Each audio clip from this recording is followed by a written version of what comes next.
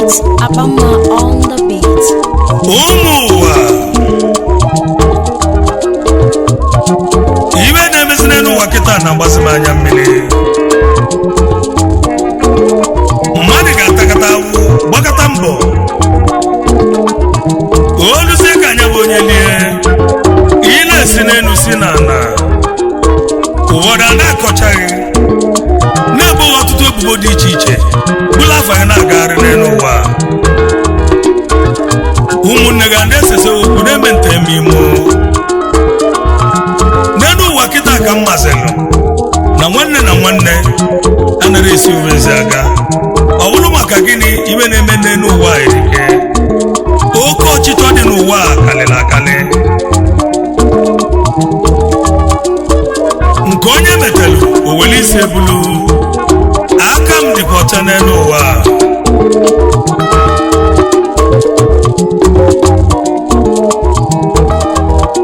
Onye bụ n'emu onye bụ n'emu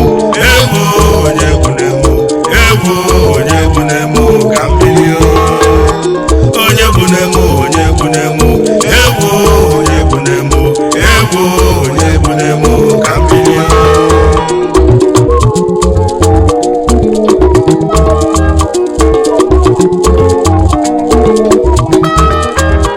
onye bụ n'emu onye bụ n'emu egwu onye bụ n'emu egwu onye bụ n'emu ka mmiri onye bụ n'emu onye bụ n'emu egwu onye bụ n'emu egwu onye bụ n'emu ka mmiri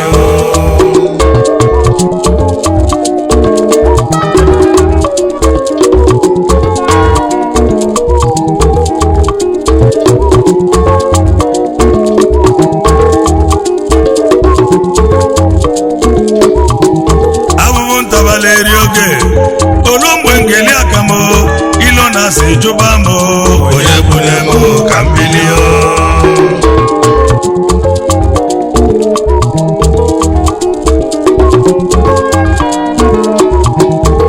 ka m bidosila egwu m ndị mmadụ na-akọ m ọnụ ụfọdụ si na nga na n'iyi onye bụ n'emu ka mmiri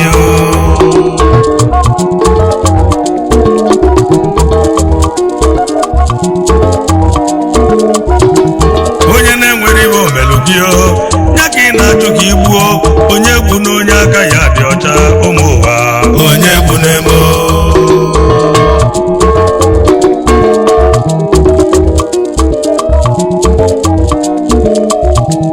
ọ bụ gịnị ka mmelilo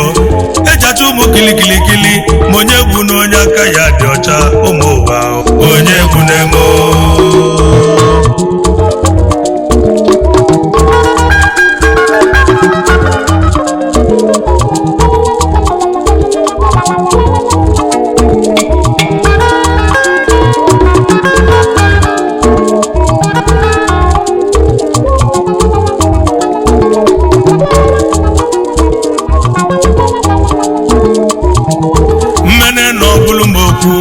mmena na ọbụlụ m okwu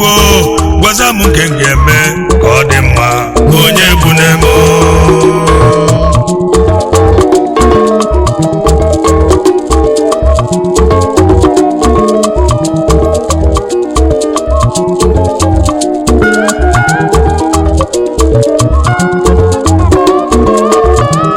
okwu na-abịa n'ime mmadụ abịa okwu na mmadụ ebiro ọbịa m n'uche nkwuo n'ọnụ m ụmụ ụwa onye bụ n'ego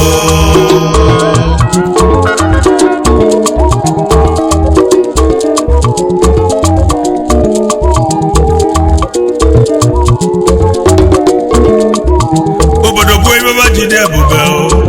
isi ga-apaba aja aja maka na obodo dịka nọrọ n'ime ya obodo abụ asadịgo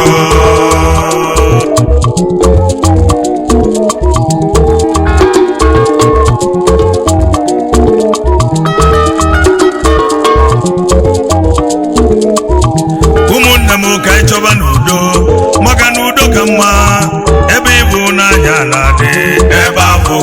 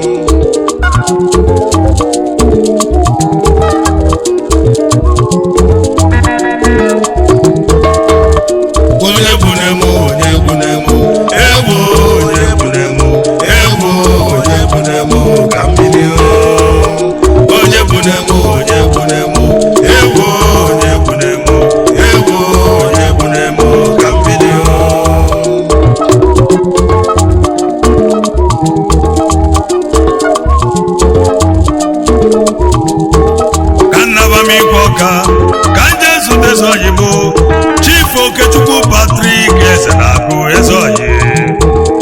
Otiwa na South Africa Uso Kena PE Chairman Chief Executive Good Shepherd Mansion Estate Oka CEO The Oma Hotel and Suites Oka Kelela Yezbo Lologe Osodieme Nwanyi Oma Mrs. Nneka Ezenagu Mama Ejima Uzo Kena PE Odogunyaga Zeligio Otiwado Otiwado Otiwado Otiwado Otiwado Otiwado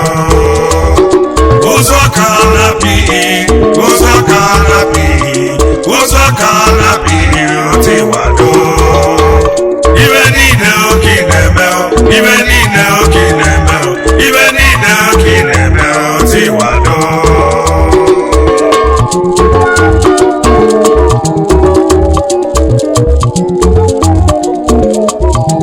Chifuchenna Nwachukwu Ozemene Odogwu Uche Multi Alụsị ọka na Germany o n'Igadio Idide ọka na Switzerland Nwanne malụ nwanne ya n'Ụmụkwu Isele Alụsị ọka Uche Multi do Uche Multi do Uche Multi n'ọka Uche Multi do Uche Multi do Uche Multi n'ọka Alụsị ọka n'Igadio Alụsị ọka n'Igadio Alụsị ọka n'Igadio Uche Multi n'ọka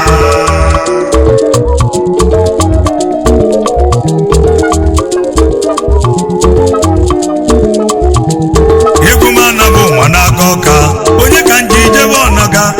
igwe trọfi nwanne m n'Igadio Ebuka Chukwukalu CEO Tropic Pharmacy Company CEO Trophy Interior Asaba Ogbuefichi Elugoka Owoye lulu n'elu na ngene onye achọna m n'ọka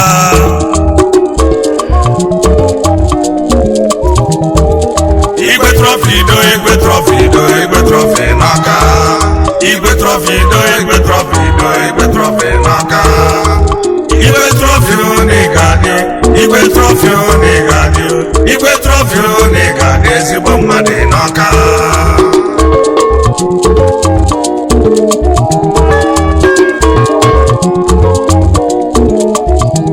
Kanabi nyizute onye dị mma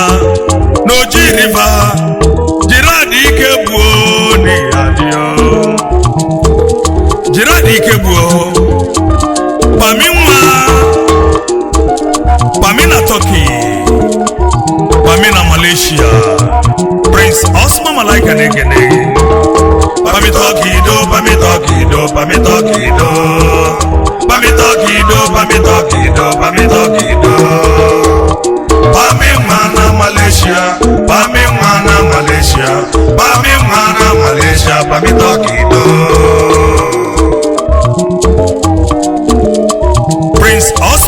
ka na-ebule egwu ya na mana ka je kene ezigbo ọyị m Emmanuel Okonkwo Emma wasụrụ n'ụmụdị Okobu na-ese Emma recharge my phone Ojikade Mogo Chief Executive Officer Eminent Electrical Company Nigeria Limited wasụrụ Chief ezigbo mmadụ onye metekwe n'ịma wasụrụ n'ụla maka na ịgbakwa nwa agụ aka n'ọdụdụ ibe bụkwala iwelo anyị wee na-ekenekwe Victor Ebuka Igbo Anụgo mechalụnụ n'ụmụdị Okobu na-ese aka ji akụ na Cameroon eze gburugburu 1 na Kumba Cameroon dealers on building materials importer and exporter deal with transportation in and out Cameroon and Nigeria mechani na onumudu Okobu na-ese ya gasị elu ụmụnne m ndị ọma